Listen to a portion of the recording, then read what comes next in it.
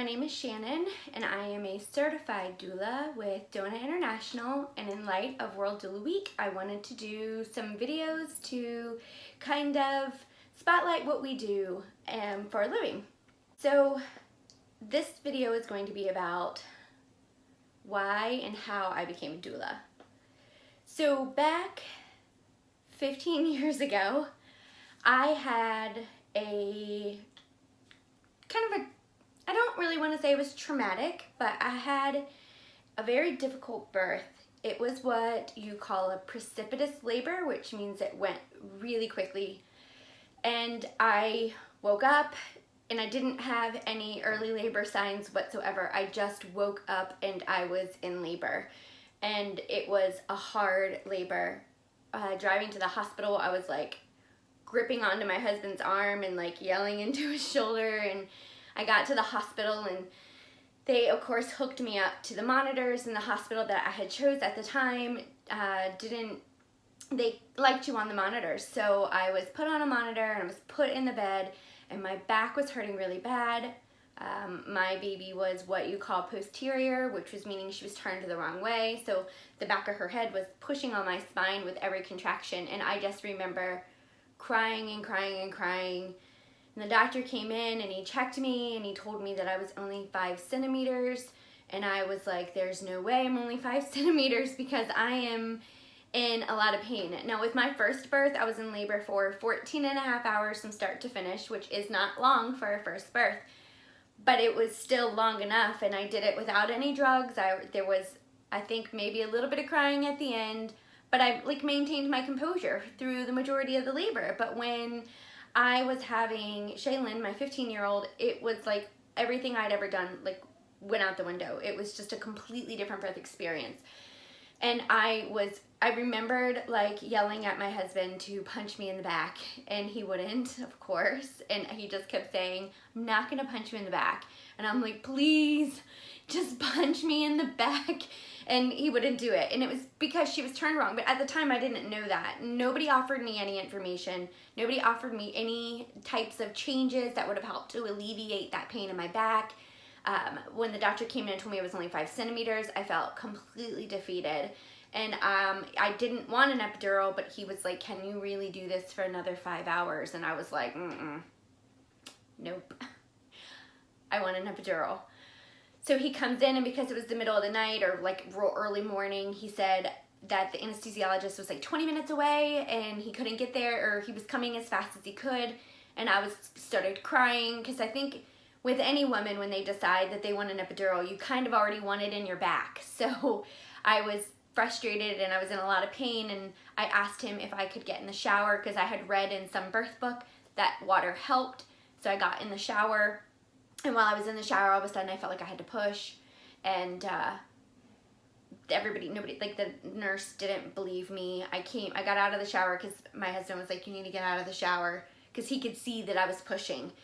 And so I got out and I walked to the bed, and I told the nurse, I was like, I don't think I have time for an epidural. Like I need to push. And she was like, oh, no, you don't. You're only 5 centimeters. It's okay. And I was like, no, it's not. Like, she's coming right now. For one, like, I can tell anybody who might watch this video may or may not have had kids that if a woman without drugs tells you she needs to push, she needs to push, and that's that.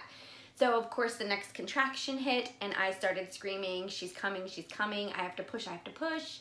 And I started pushing, and the nurse lifted up my gown, and my daughter was crowning, and she put her hand over top of me and told me to stop pushing.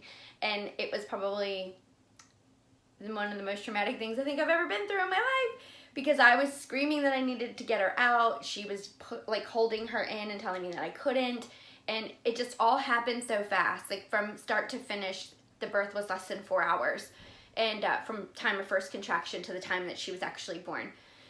Like the nurse just kept telling me to blow, and you know, I have times in my professional career as a doula that I do tell moms to blow if we're trying to slow down the process a little bit, but we don't ever put our hands, or I've never even seen a nurse put their hand over top of her vagina and tell her to not push because the baby was coming out. The doctor did come in, one more push later, she was out. I was pretty tore up about this experience for a while because I didn't understand it. I mean, I don't know what the time frame was from the time she was crowning to the time she was born, because obviously it was all a blur. But when my daughter came out, she wasn't breathing right away, and that was really scary. Like, they took her right over to the warmer, and they were like suctioning her and like clearing her out and like rubbing her vigorously and putting oxygen on her face, like trying to get her to perk up. And thankfully she did, and she's here. She's 15. She drives me crazy in other ways. So I happened to be telling this birth story to one of my friends during Vacation Bible School, and we were just talking like out in the common area waiting for our kids, and this lady walks up to me, and she put her hand on my shoulder, and she was like, honey, I didn't mean to like eavesdrop on your conversation, and I'm so sorry that you had such a horrible birth experience. It sounds to me like you needed a doula. And I looked at her and I was like, a doula? Like, what is a doula? And she was said, well, you know, we're kind of that mom support system. She was like, you know, if I had been there and I had heard you screaming at your husband to punch you in the back because your back was hurting, I would have, one, known that your baby was turned the wrong way, and two, I would have been able to show your husband how to do counter pressure on your back to alleviate that pain in a much better way than punch me in the back.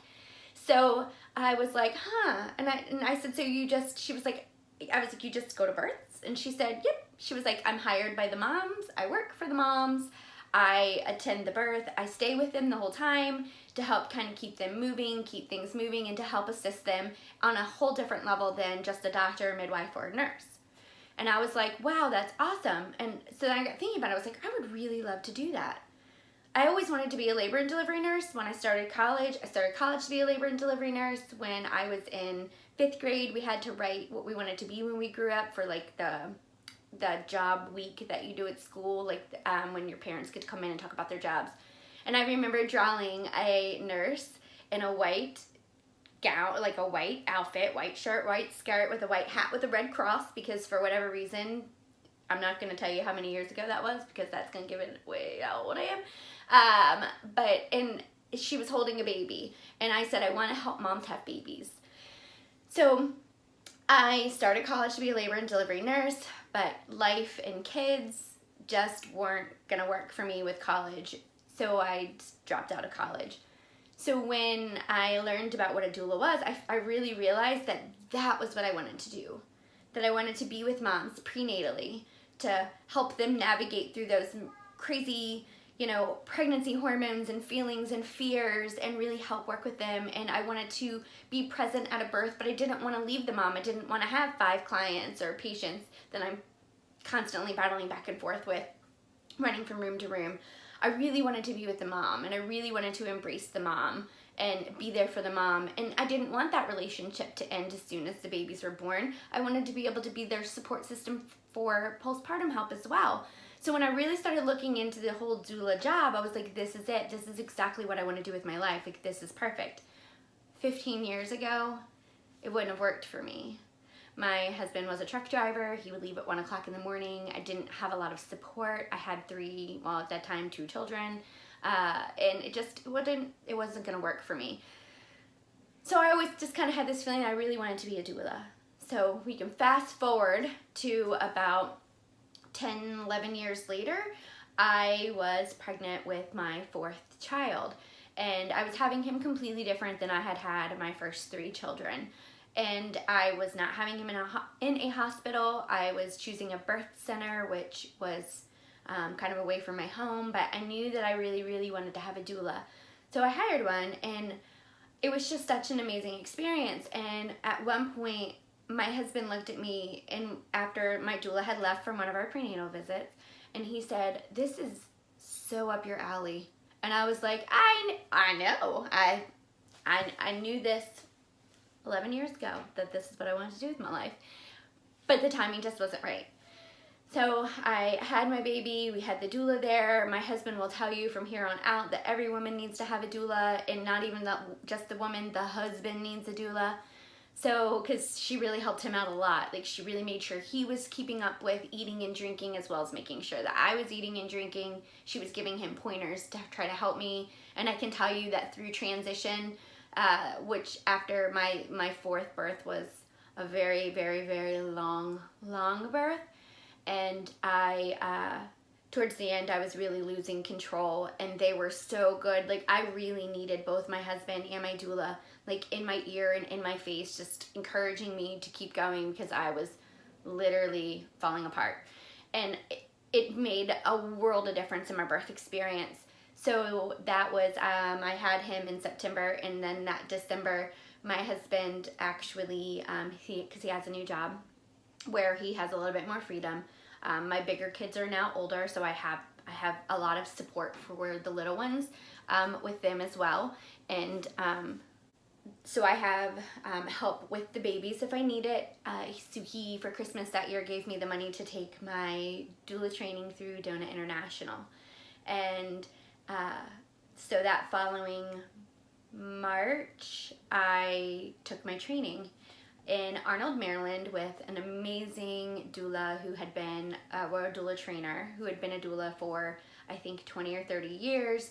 She was amazing at explaining things, and we did a lot of exercises that were awesome. The training was 2 days, and then you kind of go and do your own thing.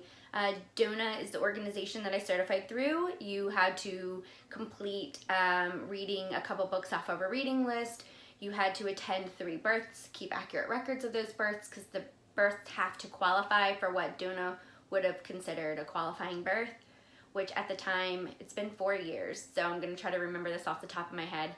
The births had to be, I had to be with the mom at 4 centimeters. I had to be with them for a certain amount of hours. Only one of those births could end in a C-section, and there was a few other things that I can't remember.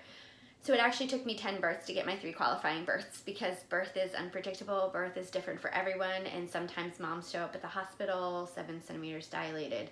Sometimes moms turn their labor off at 6 centimeters and go home, which doesn't allow me to include that because I wasn't with them at 4 centimeters. Well, I was, but then I left them. That was one of the other things, that I couldn't leave the birth.